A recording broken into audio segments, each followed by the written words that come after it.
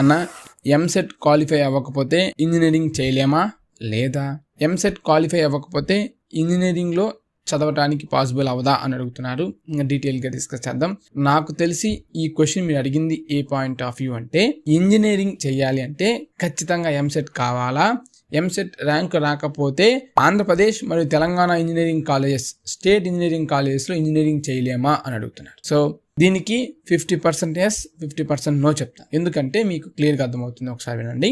EAMCET qualify అయితే మీరు engineering చేయొచ్చు, కాకపోతే ఎంసెట్ క్వాలిఫై అవ్వకపోయినా సరే మీరు ఇంజనీరింగ్ చేయలేరు. డిస్కస్ అవుతుంది, కన్ఫ్యూజ్ అవ్వద్దు, నేను క్లారిటీకి ఎక్స్ప్లెయిన్ చేస్తాను. ఎంసెట్ క్వాలిఫై అయితే మీరు కౌన్సిలింగ్ ద్వారా విత్ ఫీ రియంబర్స్మెంట్, అంటే ఎలిజిబుల్ ఉన్న వాళ్ళకి ఆల్మోస్ట్ 90% ఎలిజిబుల్ ఉంటారు. ఎలిజిబుల్ ఉన్న ప్రతి ఒక్కరికి కూడా ఫీ రియంబర్స్మెంట్ అనేది వస్తుంది.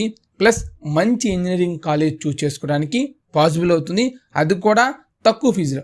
ఇప్పుడు ఏపీలో ఫుల్ ఫీ రియంబర్స్మెంట్ వస్తుంది, టీఎస్లో ఫుల్ ఫీ రియంబర్స్మెంట్ రాకపోయినా తక్కువ ఫీజు వస్తుంది. రిమైనింగ్ ఫీ మీరు తక్కువ కట్టుకుంటారు కాబట్టి ఇలా పాసిబుల్ అవుతుంది. అండ్ మీకు నచ్చిన మీరు మెచ్చిన కాలేజే కాకుండా మీ ర్యాంక్ తగ్గ కాలేజీని ఎంచుకోవచ్చు. ఓకే, మీకు నచ్చిన కాలేజ్ రమ్మంటే రాదు, మీకు మెచ్చిన కాలేజ్ రమ్మంటే రాదు.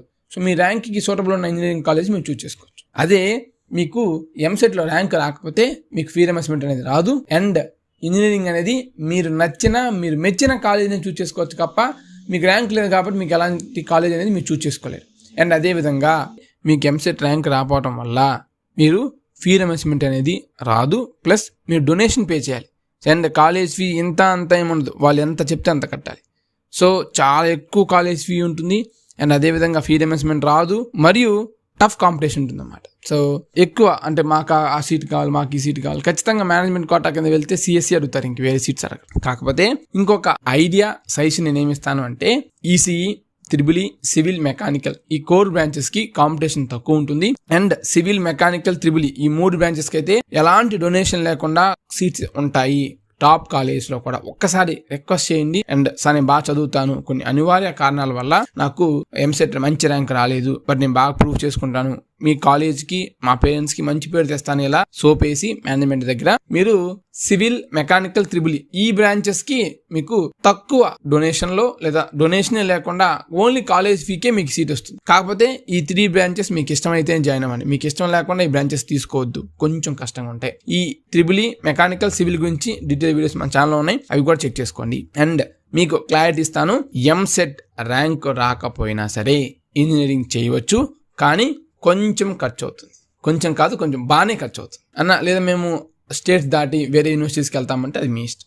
బట్ నేను engineering colleges, AP EAMCET, TS EAMCET base చేసుకొని ఈ వీడియో చెప్తున్నాను. Okay, clarity. If in case clarity కాబట్టి చెప్పండి, ఖచ్చితంగా ఇంకా ఇన్డెప్త్గా వీడియో చేద్దాం. కాకపోతే మీరు అడిగే క్వశ్చన్ కూడా చాలా క్లారిటీగా క్లియర్గా అడగండి. కొంచెం మ్యాటర్ రాయండి, నేను చదువుతాను. చదివి ఓపిక్గా అన్ని వీడియోస్ చేస్తాను, ప్రతి కామెంట్ చదువుతాను, ప్రతి కామెంట్కి లైక్ ఇస్తాను, లవ్ సింబల్ ఇస్తాను. ఓకే, కాకపోతే ఇంకా చూడలేదంటే చాలా కామెంట్స్ వస్తాయి, అంటే పాత వీడియోస్ కూడా కామెంట్స్ వస్తూ ఉంటాయి కాబట్టి వాటిని కూడా పరిగణలో తీసుకొని వెళ్తూ ఉంటాం. ఖచ్చితంగా మీ కామెంట్ మిస్ అయిందంటే లేటెస్ట్ వీడియోకి మీ కామెంట్ని అప్డేట్ చేయండి, తప్పకుండా మనం వీడియో అనేది చేద్దాం. మీ డౌట్స్ని క్లారిఫై చేయడం నా బాధ్యత. మీరు మెచ్చినది, మీరు నచ్చినది అందించడం మన ఛానల్ కర్తవ్యం. అందుకే మన ఛానల్ పేరు కూడా ఎవర్స్ మీడియా అని పెట్టుకున్నాం. మీరు నచ్చినది, మీరు మెచ్చినది ఖచ్చితంగా అందిస్తాం. Thank you.